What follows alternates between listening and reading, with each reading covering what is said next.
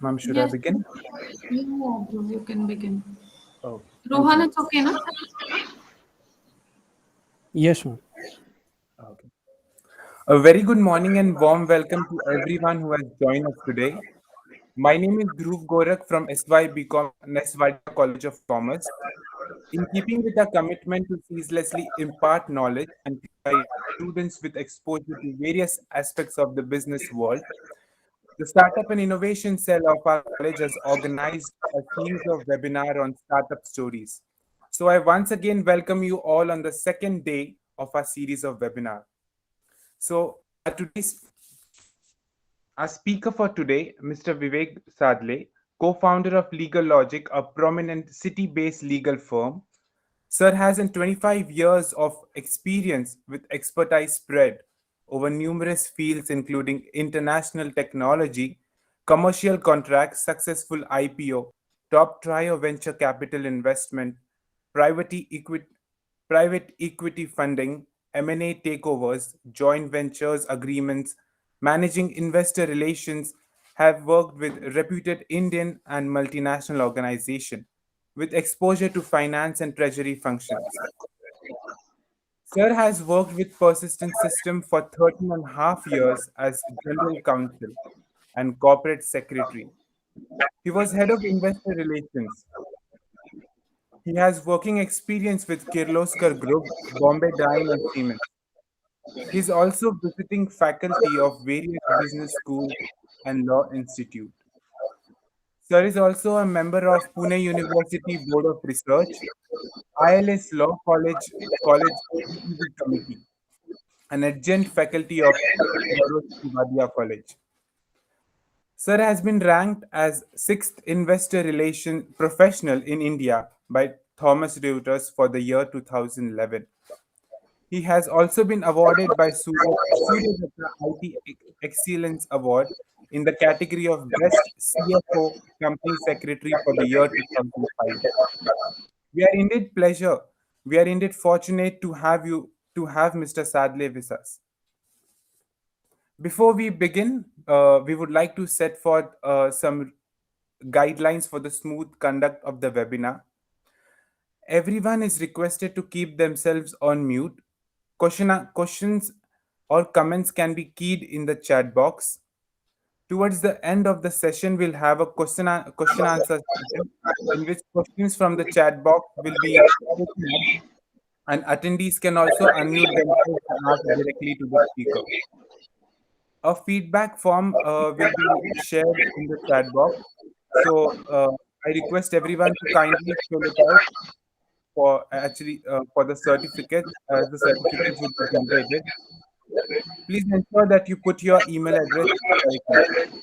So without any further delay, I would I would like to request Mr. Vivek Sadhale to take over the session and share his experience. Over to you, sir. Thanks so much, Dhruv, and thank you, Maria Madam, for the invitation. The startup cell has been absolutely exemplary in terms of the way they have, if I thing together. So congratulations to you. And the way the whole coordination happened was absolutely stellar and excellent. No hiccups, no nothing, and I think that's one of the first. Uh, from my perspective, a test of whether this whole thing will be successful or not. So I think you folks have started on a very, very good note, and this is a testimony from what I have seen Mariam Madam in terms of her, imparting of knowledge as well as the way she has been communicating with me for a long period of time. And it's absolute pleasure to be associated and connected with the college, and obviously now speaking at the startup cell. Uh, I mean, the India story is buzzing, and we're not even started as yet. And this is a great platform for all young people and old people like me to make a mark in terms of what we can achieve in next, a decade or two. This is going to be really India's decade. It will always be it like that, provided we all take steps, baby steps, and each steps count. We saw what happened with Freshworks IPO earlier this week and the buzz that it created. We saw what happened when Zomato got listed a month back.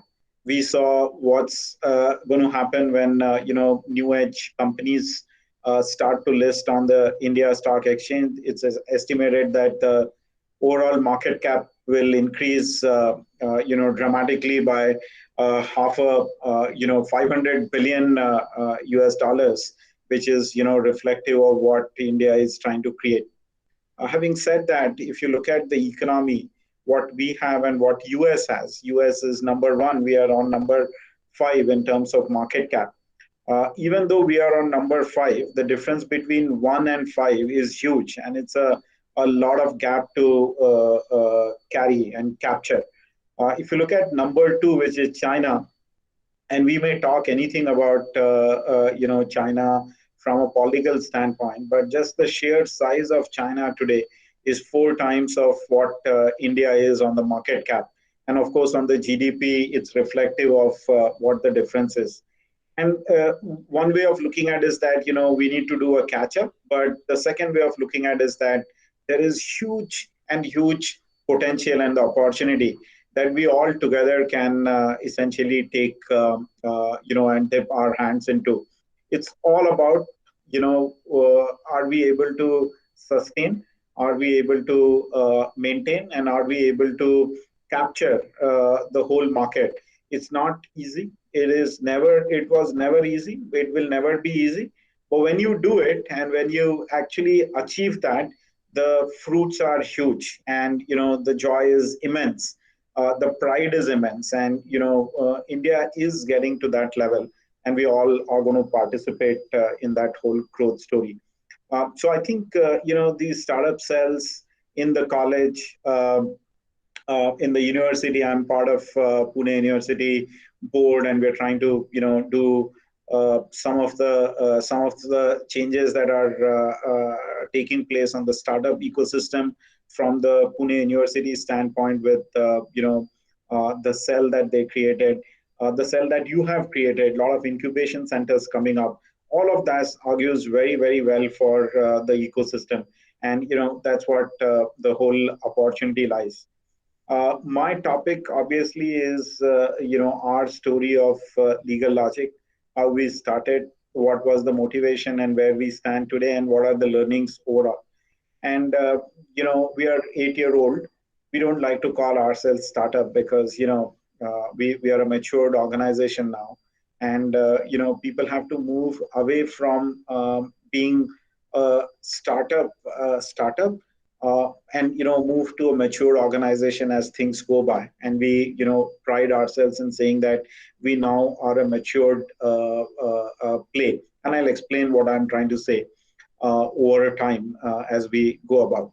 Now, before I go to my LegaLogic story, what is more important to me is to look at me and my team and my co-founders and my partners as a venture and as a business, and not as purely a law firm practice, which is a very traditional one. And I'll explain what I'm trying to talk about.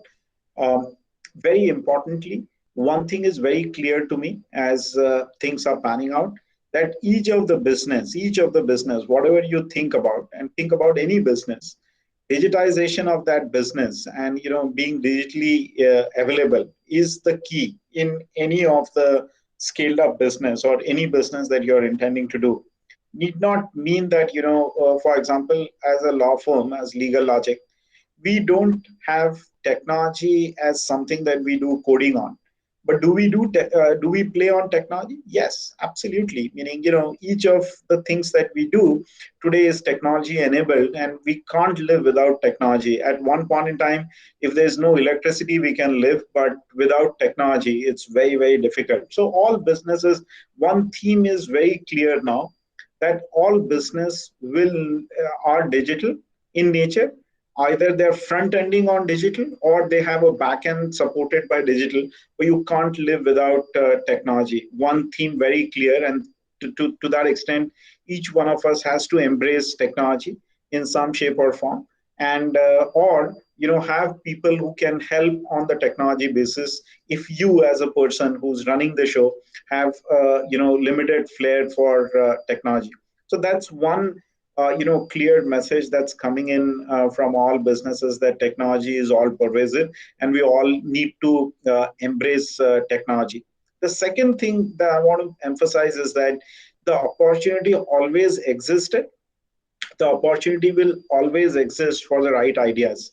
That is very clear, and I'm going to explain as LegaLogic why I say what I say on the opportunity. And you need to create one, and once you create, there's enough to do in any market. And that's the second point that I want to make and emphasize on, that there is opportunity. There will always be an opportunity for right kind of play. Third and very important thing is that capital is not always the constraint in the business.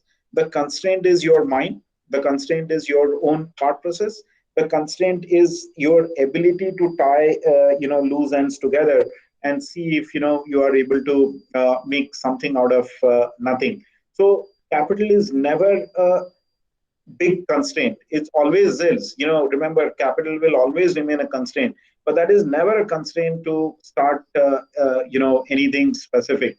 Uh, there are people who will be willing to help. There's you who will be willing to help yourself when you start to see the success. So capital is never ever the only constraint in life. There's everything else which is more important from a constraint standpoint, and I'll explain from our perspective why I say that. And the fourth important thing is that the network and the connects that you have play a huge part in terms of your success or failure. Uh, just as an example, and I'm not trying to say it just because Mariam Madam is here, but the sheer fact that you have someone who you trust, um, that person need not have a domain knowledge in what you're doing, need not have a specific understanding of your business, but the fact that you have an ability to pick up phone and make that call to someone who can listen to you will be extremely valuable, and therefore build network and build meaningful network. People friends on Facebook, people friends on social media are not real friends, and you all know that. The real friends are someone who you can pick up the phone and the person will take your phone and respond to it. He is not going to think as to why is he calling, what is in it for me, and stuff like that.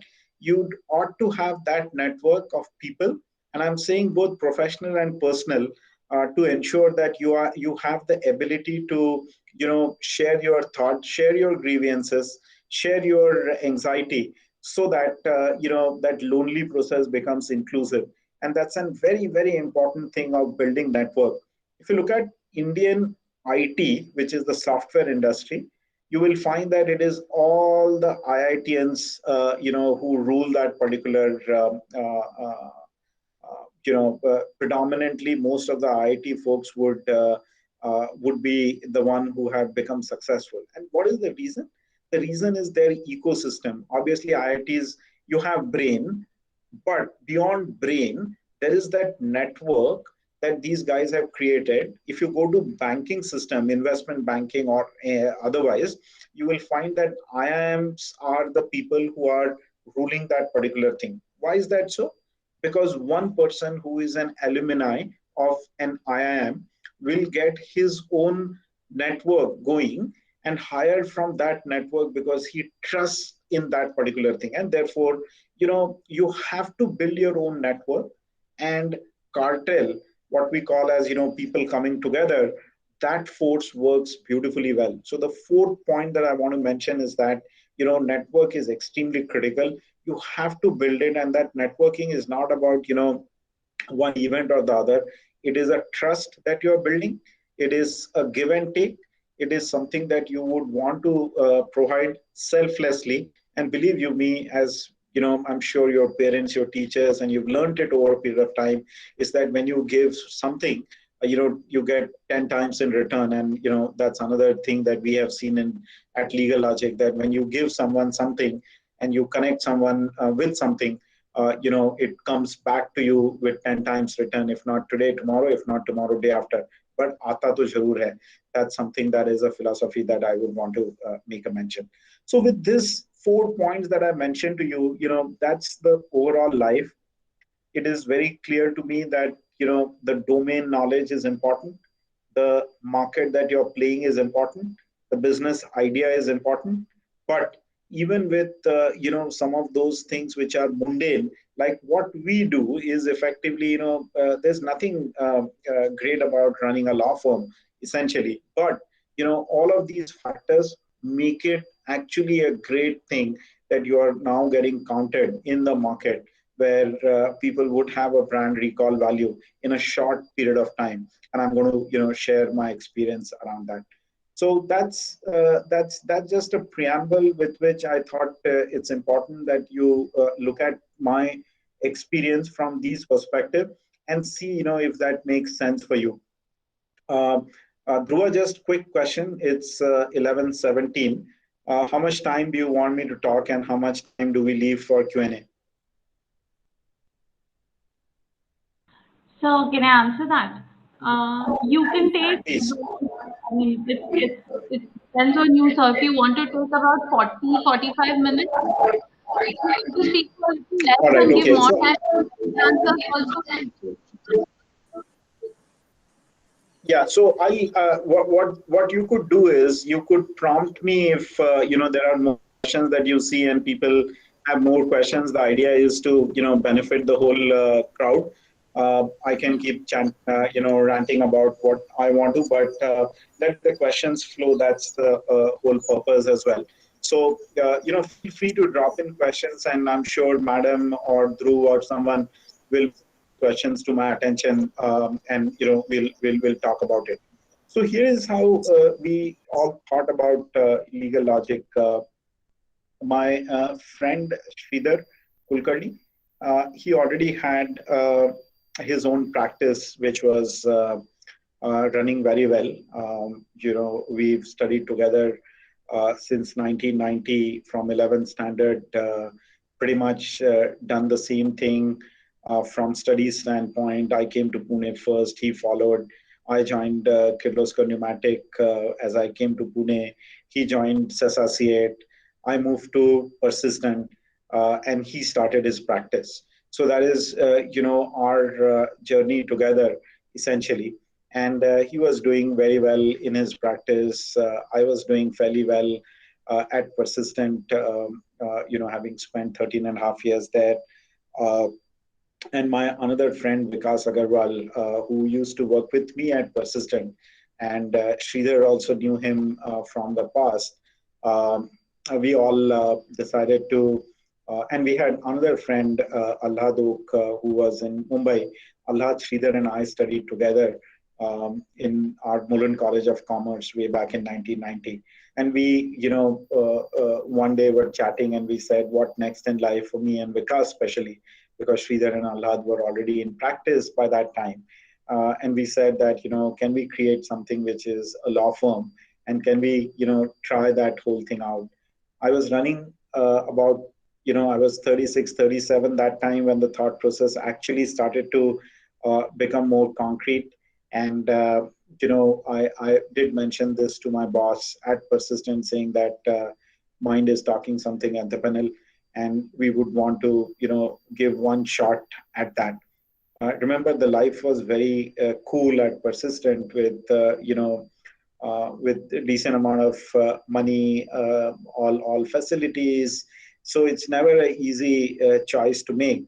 But there was a burning desire to do something which was creating our own venture and trying it out one time. And my age was such where if I had not made that switch at that time, it would have been very difficult to make that switch.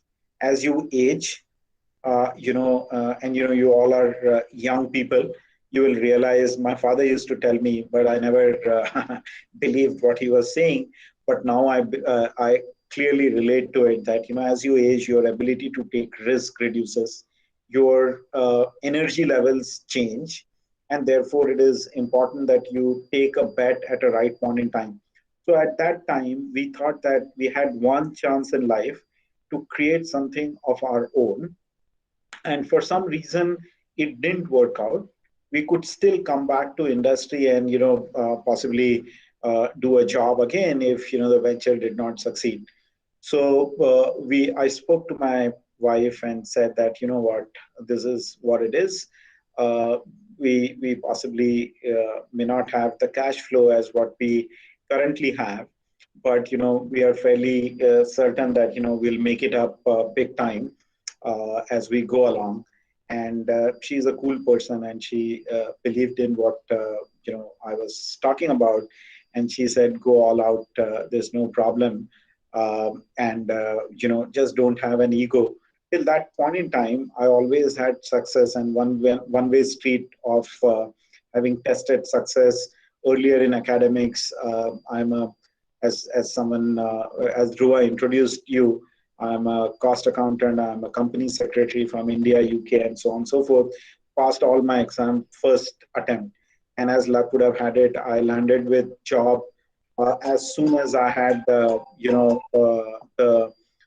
as soon as I had applied. So there was never a failure. So my wife and my parents told me that, look, you've not tested a failure, but if you have one, how will you cope with it? And I told them that, look, I don't have an ego of wanting success at any cost. If this does not happen, I will come back and join a company and not worry about that I moved on and it didn't work out. Uh, as luck would have had it, and as we worked hard, 8 years now into practice, we're doing exceedingly well. A lot of people have helped us, and those thoughts now don't occur. Now the thought is, how do we grow? How do we sustain? How do we continue to be relevant to clients? How do we create an ecosystem which is more inclusive? How do we create jobs? How do we give a great career path for our team? How do we ensure clients benefit from our advice, and so on and so forth? So that's the transition that happened.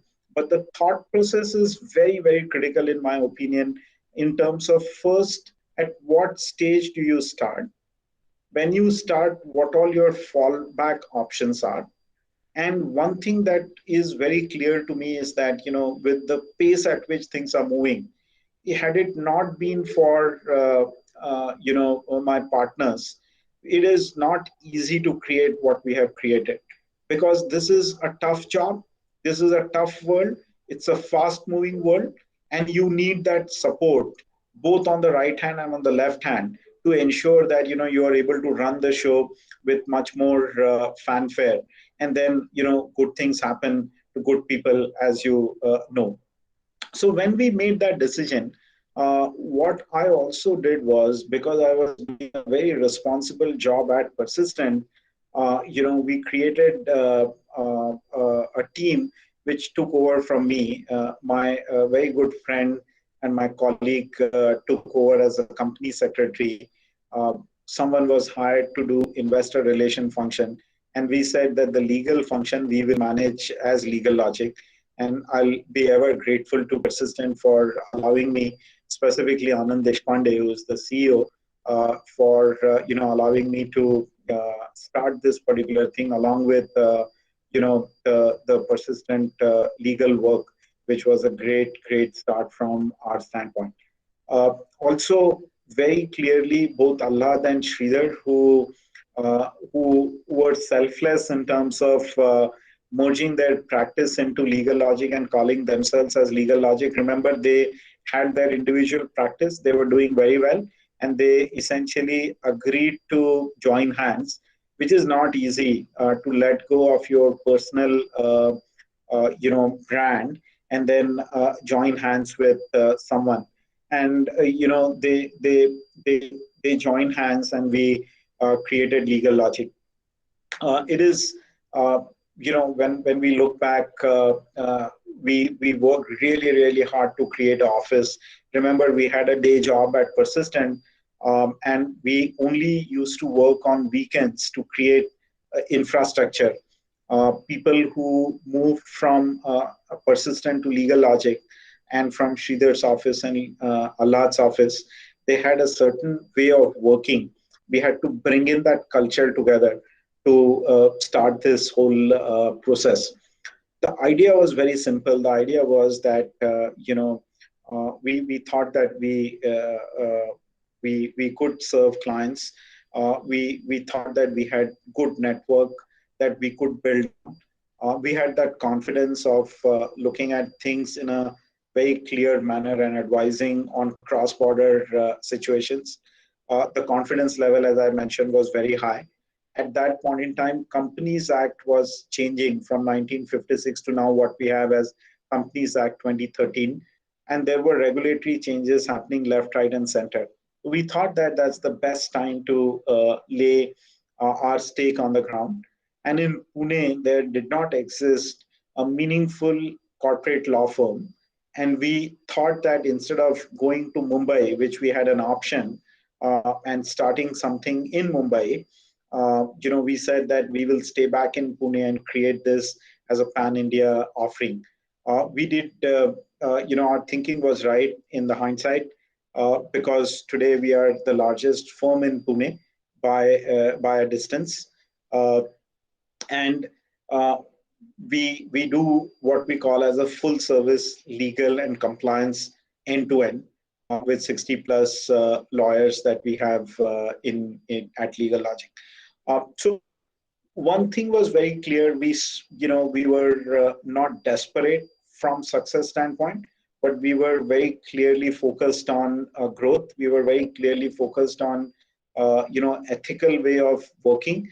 Having worked at Persistent and with Dada and Anand, the process, in the mindset was very clear that we wanted to run, and we continue to do that, run the show without doing things which are not required to be done. The success is possibly not at any cost, but success at with ethics. What is what we started with. We met with a lot of people, by the way. Before we started, obviously, Anand encouraged a lot.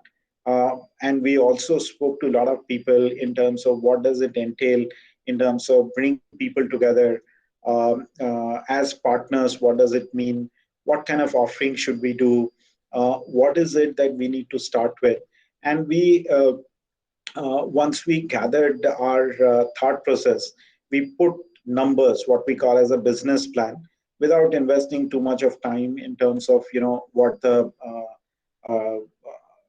the problem is that if you do a lot of planning, which is like a 5 year out and 10 year out, it's of no use, because when you're starting a venture, that venture needs oxygen on a daily basis.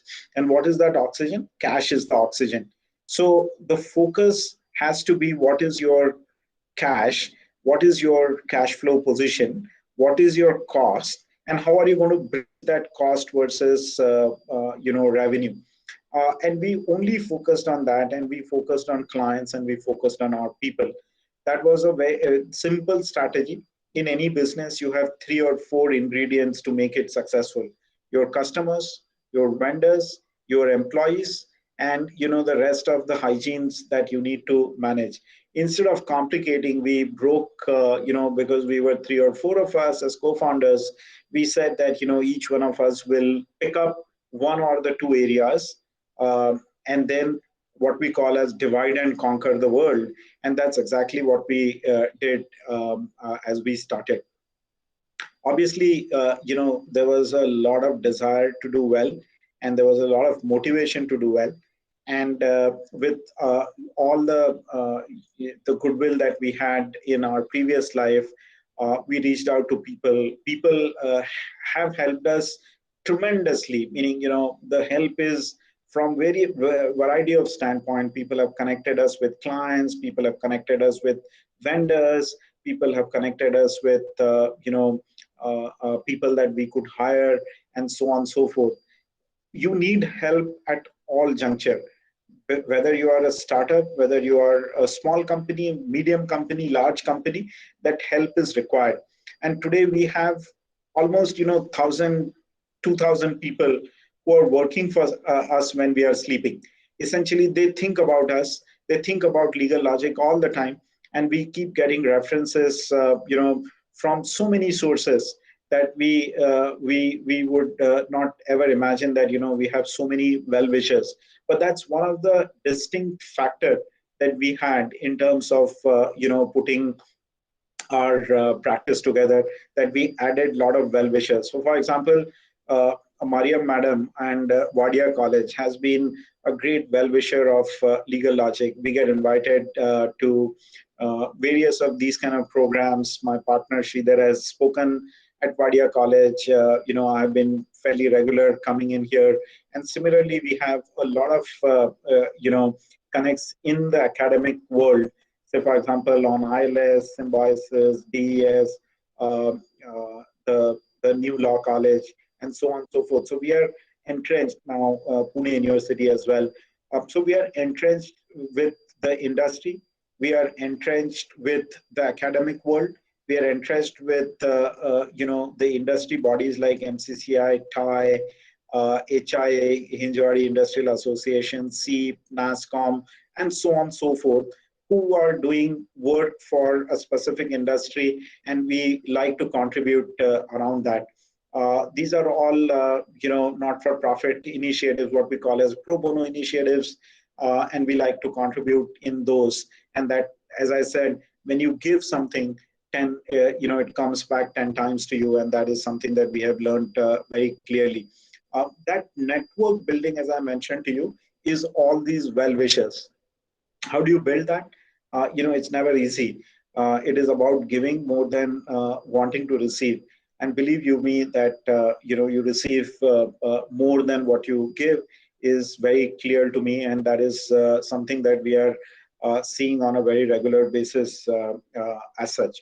I'll give an example of what I'm talking about. Yesterday, I received a call from a senior professional, and he connected me to one of the CEOs, a marquee company in Pune, and he said that, Vivek, I have given your reference because this guy is wanting to look at options, and I thought that he should definitely speak with you, and he's looking at someone who could work with him on the ground to see if you guys can advise. Now, this reference happened because we have worked with the gentleman who referred us for a long period of time, and there is a mutual trust. We have helped him, he has helped us, and now it culminates into a reference which would effectively be extremely meaningful for us. And now, it's a lifetime relationship that you nurture, and that pays off big time. I'll give another example in terms of how this network and well wishes is very, very useful. Someone who is our well wisher connected us with a person who's now a star player at LegaLogic, and he's performing exceedingly well. There was just a reference saying that, hey Vivek, can you go and speak with him? He's looking out for a job and he wants to return to Pune. If you want to look at an option, that was a great help to see how we could, how we have benefited from this. Another example is, someone connected us on to the internet provider, internet service provider. And now, as I said, all my business is internet based. If there's no internet, I can't work. No one in my team can work. And that internet service has to be up all the time. You can't have a downtime. Now, that introduction was very critical from our standpoint. We entered into relationship, and we have had an excellent experience in last 2 years while we are engaged with them. So there are so many of these examples as to some absolutely someone that you have never thought could help you, but in his mind, because you have helped him, he's reciprocating that help, and that's what is the network all about. And we've done fairly well from that standpoint. Remember, as a law firm, we can't advertise, and therefore the best advertise is the people whom we have worked in the past. And people do make references because they like you, because they want you to be successful, and we have never returned empty-handed, as luck would have had it. Whenever we went for any meeting early on, and even today, people want to give you a chance when you are trying hard, when you are wanting it hard, when you are wanting it really hard to succeed. People can see that in your eye, people can see that fire in your belly, and they are willing to give you because you are persistent, because you are chasing them, because you are wanting to work with them, because you care for them, because you share certain things without expecting any specific thing in return. All of that counts big time in terms of looking at it. For example, uh, those who are volunteering on this startup cell will see the fruits of it. Whatever voluntary action that you take, what we call as an extracurricular activity and a community work, that pays big time, because you do make a connection, and that's a lifetime connection, and that's what we exactly have done, and that benefited us. The other thing that has been very clear in our mind when we set up the practice was about clarity of our thought as to what we will do and what we will not do. For example, we are very clear that we will not do any secondment work, which means that we will not do any staffing work. There are a lot of inquiries that come which will say that, you know what, we have a requirement for 3 months. Can one of your resource come and sit in our premise? We're willing to pay what you ask for. And we are not willing to do that simply because, that's not, we don't sell bodies. We don't, do staffing arrangement. We are very clearly a law firm, and we will do what is right from our standpoint, our client standpoint. So we have completely resisted from models that we are not, wanting to do. That's one. The second is that we don't want to deviate from our, stated principles of, certain way of working.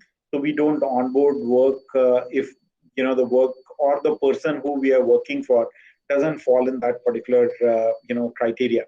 We are not we don't have a ego, and we trust people, but that trust has to be reciprocal. If someone is not paying in time, someone is trying to be funny with us on multiple different parameters that we have for ourselves. We have no, for example, someone insults our team, that's a complete red flag, whatever may be the case.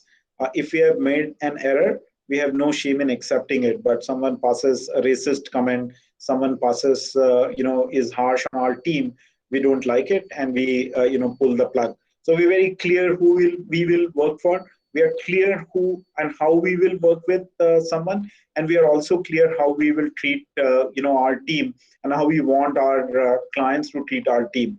We have a zero tolerance on some of these matters. When we work as a team, we are also very clear that we don't have anything which is discrimination vis-a-vis one person's versus the other. Most of these people who work for us have come through some reference or the other. We are friends outside the office, but when it comes to working within the office, we are very clear that this is work that comes precedent, and the relationship is, a secondary. We don't have a preference of one versus the other, and that principle we have followed.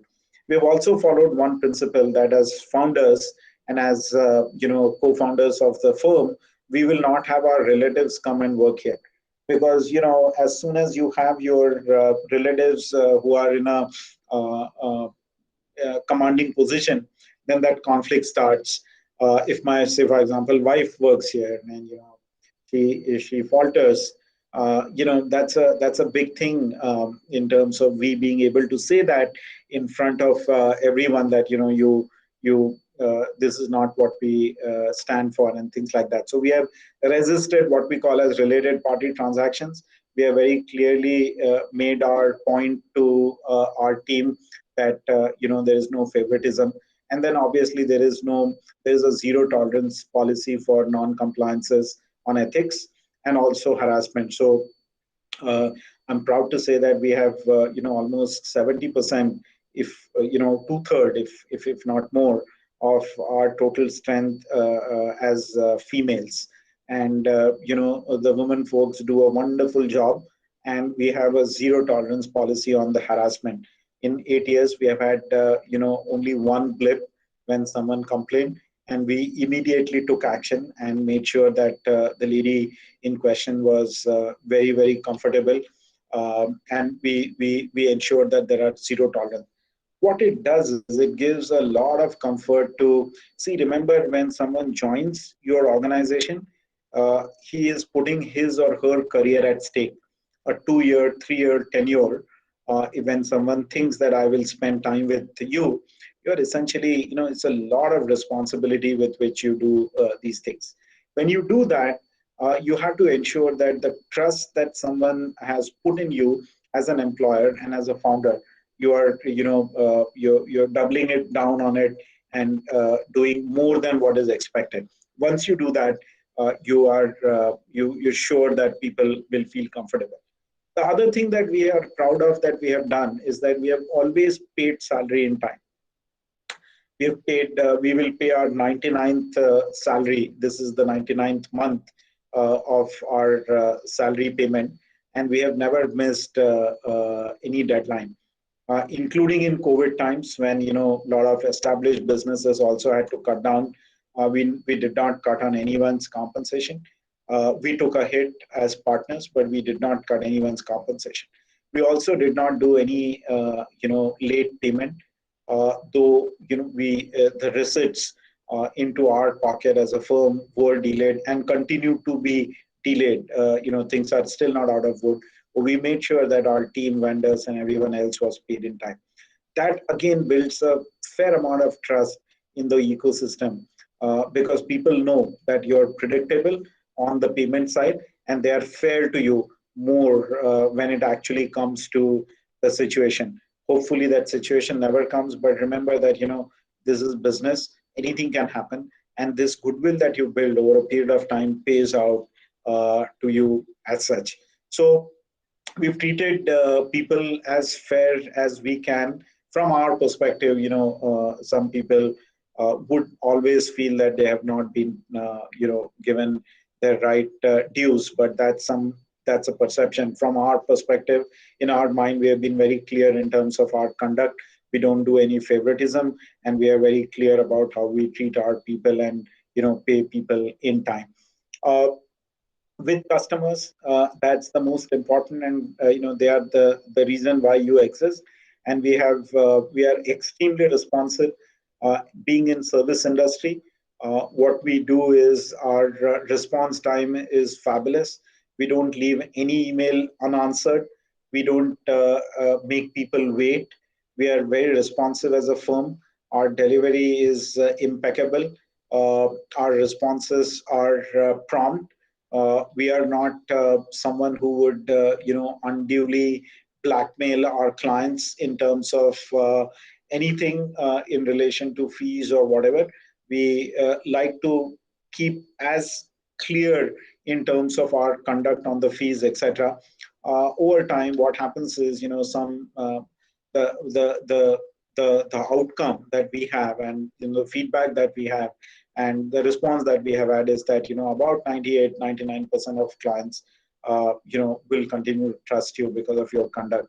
The 1% for various reasons may not always find what we have done for them or what we attempted to do for them was worthy of their perception about LegaLogic.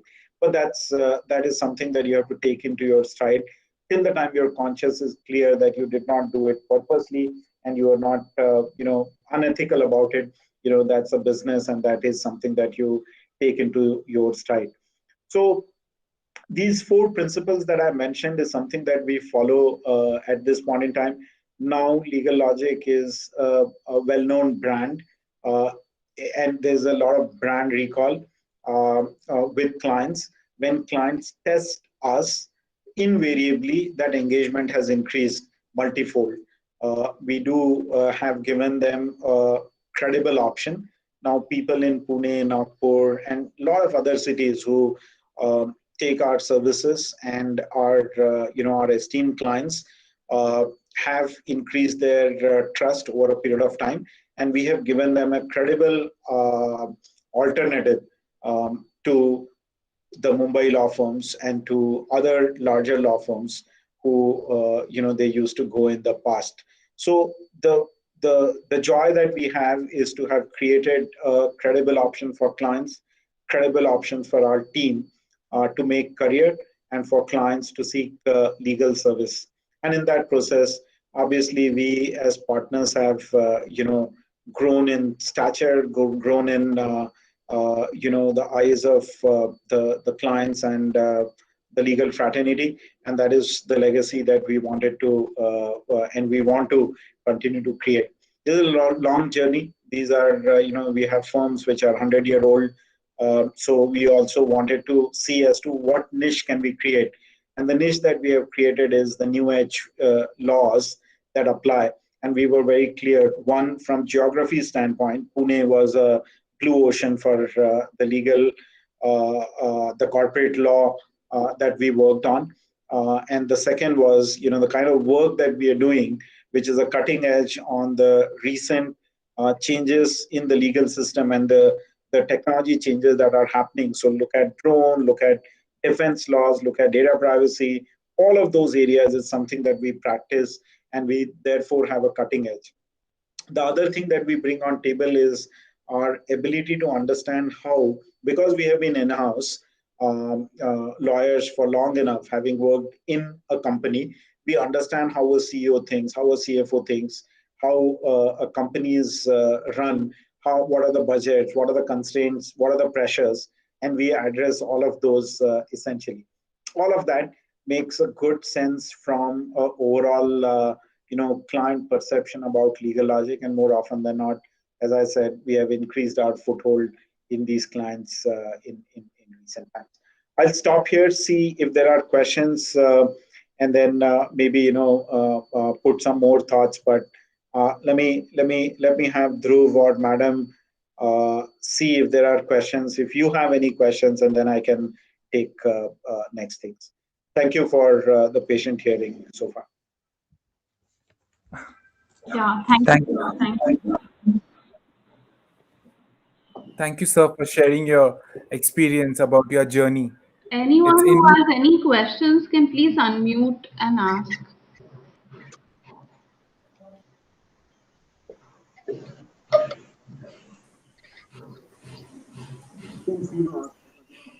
This is the opportunity that you have to interact, and unless you interact, so, when I started my career, I never had this whole ecosystem which is now being built, and that is the beauty of what all this cell is all about. You must communicate, you must talk, don't be shy. When I started my career in 1995, I always was good in writing, but there was no confidence to speak English. So when I landed with my first job at Siemens, I saw people which chased. See, in Mumbai, the first language is English. In in Pune, those times it was Marathi.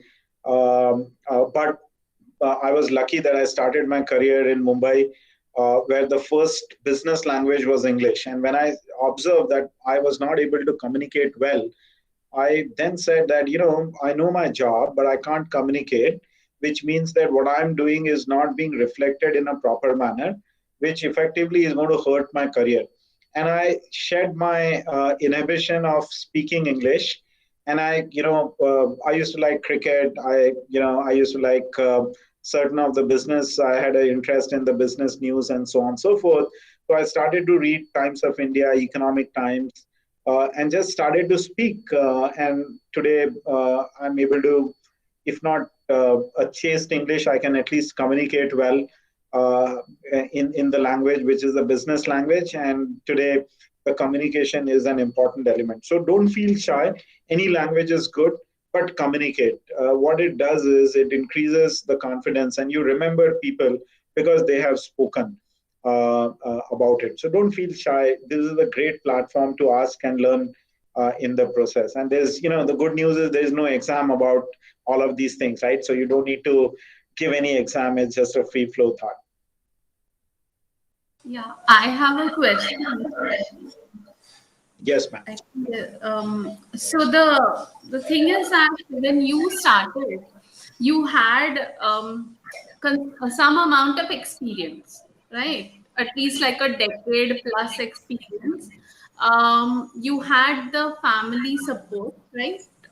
You also had co-founders who, like you said, they gave up their practice, their brand, and they merged into LegaLogic. So you had many things to support you, many people to support you. You had your experience, and you had a lot of support from family and co-founders. Now, vis-a-vis, if you take a student who wants to start up, he doesn't have any of those things. Say he doesn't have experience. Probably his parents would be shocked. Arey, you want to start something of your own? Well, that's too risky. So, what would be your advice to people who want to start up, but they don't have all this? They're not as fortunate as you were at that point of time. Yeah, so my view on this is that everyone starts with a clean slate, even if he has his parents, or he's the second generation or whatever. We all start with a effectively a clean slate. Someone has an edge. Someone has an edge about a gift of jab. Someone has a gift of money. Someone has a gift of mentors, and so on and so forth. It is up to you to find out what are your strengths and what is the ecosystem in which you want to play. Remember that the constraints will always exist. Even when someone is successful, there are always a constraint. Now today, Wadia as a college is a very reputed one. There's no second thought about it, right? But do you think that Wadia College does not have constraints? It always has constraints. Parking is a constraint. Getting right set of students is a constraint. Getting right set of faculty is a constraint. And it starts each year, right? As your profit and loss starts with zero, all of these constraints are every year. But what is important is your balance sheet, which is your strength. What is balance sheet difference between P&L and balance sheet? Balance sheet is something that builds over a period of time. And when you graduate from your school, your balance sheet has been built for 20, 21 years that you have existed. What is that balance sheet strength? Your friends, right? I mean, today running a business without a co-founder is not recommended with the fast pace that you have. And therefore, this all these forums are very critical and important where you make friends. You know whether someone will make the cut or someone will not make the cut when you start the business. So creating that network is an important thing. The second important thing is you now today have information which was not available when we started um, uh, our careers. Today the information is symmetric. There was an asymmetry at that point in time, and today you know exactly what I know. There's nothing that you don't know what I know, which means that there is a democracy, which is a great thing. It's a great leveler in terms of whether someone has tons of experience or someone doesn't have. Now, how you use that information is up to you. So think about what is your balance sheet. The P&L is a zero on April 1 for everyone. Large firm, small firm, large company, small company. But the balance sheet is what you need to look at. And what do I mean by balance sheet is what is your strength? Rather than focusing on, I don't have, and today, madam, my view is that with, at least in metro cities where the parents have seen that there is an aspiration, the kids have aspiration, they have provided for, most of them would be provided for, not everyone is lucky, but most of them would be provided for. They're willing to take that risk. And we don't find that as a bigger constraint in terms of someone wanting to do a job. And all of this success of this fresh work, Zomato, and some of these, people that these guys are meeting, the success, we had very limited heroes. Whom we had heroes? Bajaj. And Bajaj won't show up. Rahul Bajaj is someone, it's very difficult to meet. But it's very easy to meet Rajiv Bajaj and Sanjeev Bajaj because they are in a different generation altogether. It's very difficult to meet with possibly Mukesh Ambani, but his kids are today visible and they are available to be spoken about. So I think things are changing very clearly. You have ability to now see your heroes, and when you see your heroes, a lot of good things happen. So my view on this is, while it is true that there are constraints and the constraints will always remain, it is about your ability to understand what is your balance sheet in 21, 22 years that you will graduate, and how you continue to build on that balance sheet over a period of time will determine your success. Also, second thing is that when you are young, the the ability to take risk is far more as compared to the risk that I can take today. You don't have any baggage. You come with zero baggage, which means that whatever you try, you will there's always going to be an incremental success, as against me having a fear of failure. You have no fear, right? I mean, where is the failure? Because you've not tested success, so there's no question of failure. So you come without any baggage, which is a great strength.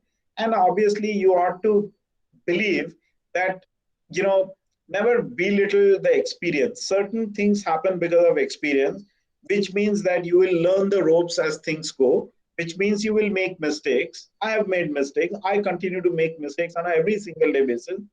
Obviously the intensity of those mistakes is different, but you will make mistakes. Don't feel that you will not make mistakes, but that is where you learn, and that is the best way of learning. And will all your ventures become successful? No, I mean, it is not. I was not sure that LegaLogic will be successful, and I had a fallback plan in my mind saying that if it doesn't work out, I'm not going to have an ego saying that no, it has to happen at any cost. No, it doesn't happen. It's okay. You tried. At least you tried, and you have fallback option, essentially. From that standpoint, think that whether your first venture is successful or not, but directionally, have you learned? Directionally, where did you go wrong?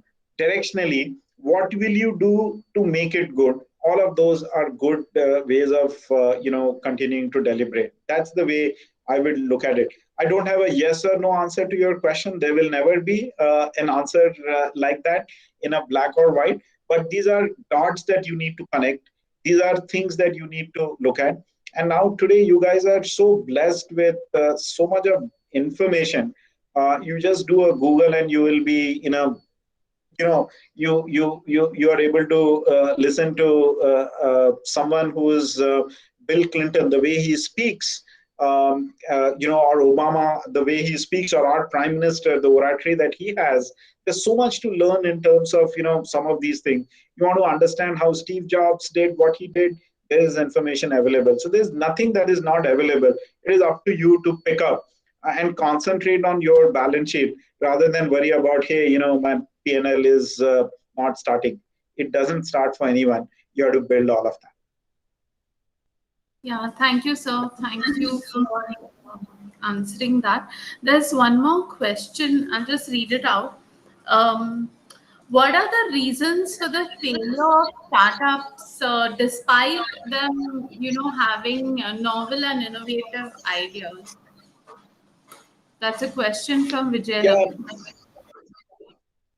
yeah. So Vijay Lakshmi, here is the answer to it, right? I mean, look at roads in Pune or traffic in Pune.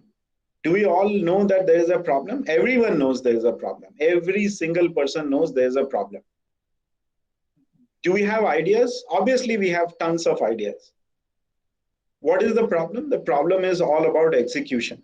So the failure is because of inability to execute and only plan and only worry about what is this idea, whether this will be successful. Remember that the idea is successful only when it is executed. So good idea on paper is worth nothing unless it's executed well. So the problem always is about execution. The problem is never about the idea. You might have the best of the idea. Do you think that Flipkart today, which is a very successful one, would be the first to think about the problem? I'm sure it is not the case. There would be hundreds of people who would have thought, but they are successful because they executed well. Persistent. Do you think that and I know for sure Persistent started in 1990. How many companies which started in 1990 continue to be relevant today? Handful. Why? because persistent executed well as compared to others. So it is always about the execution and not about the idea. One. The second is that your ability to keep your team together, your ability to stay together as founders will determine whether you are successful or not. Three, your clarity of thought in terms of your ethical mindset and your value system, your culture will determine whether you will last for long or not. I know these are motherhood statements, but remember that why is Tata a 100+ year group? Why is that regarded in a different way? Is simply because they're very clear about how they will conduct their business, both as business and as a social animal as such. So, it is very clear to me as to why companies are successful and why companies are not successful. But more importantly, all things aside, it is your ability to execute that determines whether you'll be successful or not. All businesses. Yeah, thank you, sir. There's one more question from Rohan Pawar. Where do you see consulting in the near future? What are the prospects of consulting?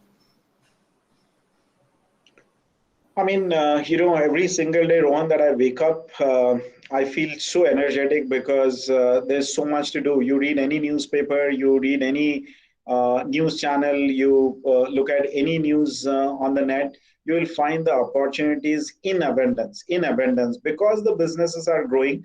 Today, the Sensex is at 60K, first time it hit. People are now talking about, 100K, so on and so forth. Wo jab hoga, hoga.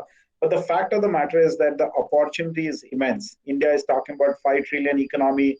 We're not even 3 trillion at this point in time. We're trying to go double what our size is. And when all of this happens, there's a lot of activity that will happen where people will need consulting, people will need structuring, people will need legal advice, people will need tax advice, people will need all kind of advices all the time.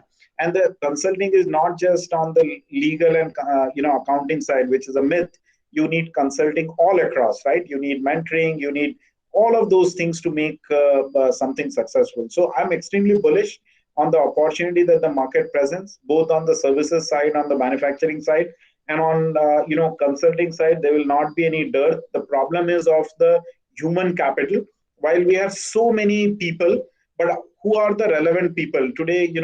If you look at in the IT, there's such a boom, but there's a supply side pressure, which means that right set of people are not available. Now, how as a nation we are able to skill people and get right set of talent which is relevant for what is required to make the dent.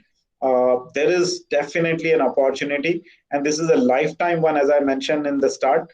The next 10-20 years is all for us, for you, and you are in just the right time at this moment where you will find opportunities in abundance for the right people. What that right people is, you have to determine in oneself. But yes, the opportunity is immense. Thank you, sir. Okay, there's one more question. In the context of this question only, it is Rohan Pawar's question regarding consulting. What is the roadmap a fresh business studies or commerce graduate should draw? If he, I'm assuming Rohan, Aaron, you mean that if you want to become a consultant, what is the roadmap you should draw, right? That's a question. So, look, in consulting, experience is a very important one. Think about it. You go to a doctor, your mother is not well. Uh, who do you go to? You go to a trusted person, right? You won't go to someone who's a novice. As soon as you enter an emergency, God forbid you don't have to, but whenever, if you have gone to any emergency ward, there are young resident doctors who come and first attend. Now, if it's a case is critical, what do you say? Call a experienced doctor. That's the first response that you have because you don't want to risk. So remember, when you are talking about a client is looking out for a credible advice. He's looking out for credible consulting.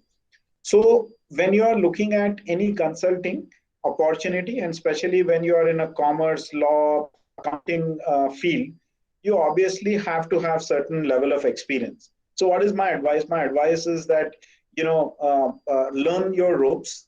Once you learn your ropes, then will be the right time for you to get into an independent consulting. Remember, one, you must have confidence. The second, the client who's wanting advice should have confidence in you. When will he have confidence? When he knows that you have delivered in the past with something, and therefore you are able to advise with confidence to him. Remember this doctor story, and you will get what I'm trying to talk to. Therefore, don't be in rush and create an unnecessary expectation of yourself. Most of these things, don't work out because you have an unreasonable expectation of yours. Your expectation should be reasonable, that you are learning. There is a learning in the process. Once you learn, you then become credible. You need to write, you need to talk, you need to establish your credential, you need to be visible to people. They need to know that you have a credibility to advise and consult, and then the work will start to happen.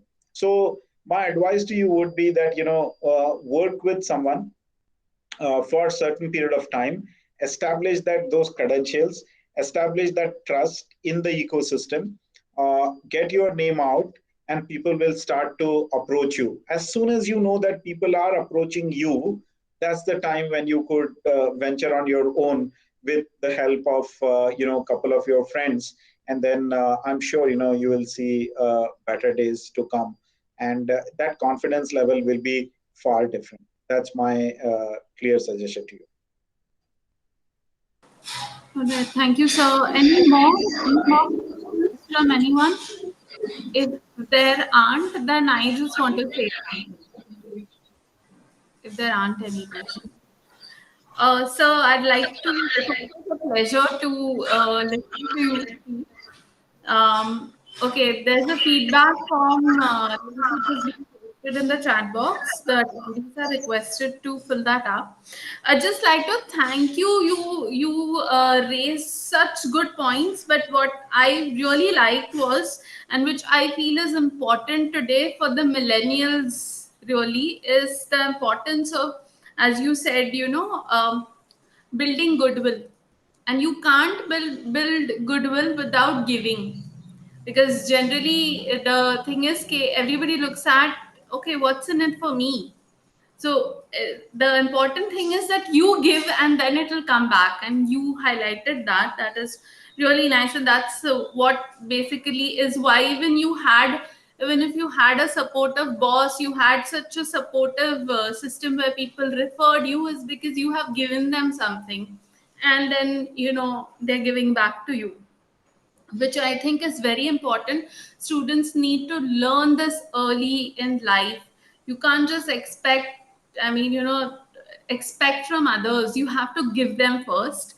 And you build credibility by sticking to your principles, yes. So, first defining what you stand for, which is what Sir has said, and being responsive and prompt. This is something which many people, oh, okay, mails are unanswered for days together, or messages, okay, we don't look at it, or even if we see it, we don't reply, or we don't respond. So these things, little things, are very important, and they say something about you, which is what Sir has highlighted. And when you are responsive and you are prompt, automatically you are building your own personal brand, which is the first step to, when if beyond going and building a business brand, first you build who you are, and then you can do that. So you raised many good points, but I really like these, so thank you for sharing those. Over to you, Dhruv. Points, ma'am, now that you say this, sorry for No, no, this no. is not preaching. I think two more things. One is, be patient with yourself. One of the things that we observe with young team members who join us is that, there's always good that you are impatient, but be patient with yourself, simply because, there is in whatever, in the kind of, because you're a commerce student, accounting student, you somewhat must be pursuing law, or other thing, is that you are looking at very clearly being patient with yourself, and therefore reaping that benefit. You don't need to think about, I want to be successful today. There is a reason why someone is successful, and it took a long period of time. It takes a long training sessions for Virat Kohli to come and perform. It took a long time for Neeraj to do what he did. It's a lot of hard work. So be patient, things will happen. The second is that don't compare yourself, right? What Dhruva does and what Rohan does, both have a different personality, both have different background. Now, trying to be Dhruva when I'm Rohan does not work. Good things will happen to both of you if you are yourself and not try and see, you should take motivation if, Virat scored 100, how can I score, rather than trying to chase it in a different way. I think that's something that is very important today. What is happening is, with this all nonsense forwards that happen on WhatsApp, early morning, good morning, and all that, so you get disturbed, and you get really it's very difficult to digest as to what is right and what is wrong, and therefore trying to compare yourself with others does not work out. If Zomato is Zomato, that's okay. You don't want, not everyone is going to be Zomato, believe you me. But you have your own identity, and there are late boomers. It's okay to be late boomers rather than not arrive at all. So, those were the two other points that Madam was, while she was trying to, articulate, that be patient with yourself and don't get into too much of comparison. It's okay to compare, but it's okay not to be compared as well. Yes, sir. Yes. Thank you. On behalf of Nesvaria College of Commerce, I thank you once again for engaging session, and I would also like to extend sincere thanks to everyone for their valuable presence, and I hope that it has added value to your knowledge base. So the feedback form link has been shared in the chat box. So I request everyone to fill. Thank you, sir, and I hereby declare the session closed. Thank you. Have a Thank good you day. very much. All the best. Bye. Thanks, sir. Thanks. Bye. Have a nice day. Same to you. Thanks everyone for joining, especially the teachers. Thanks, and students also for who joined us today. They were there yesterday also. Thank you. Thank you, ma'am. Thank you, madam.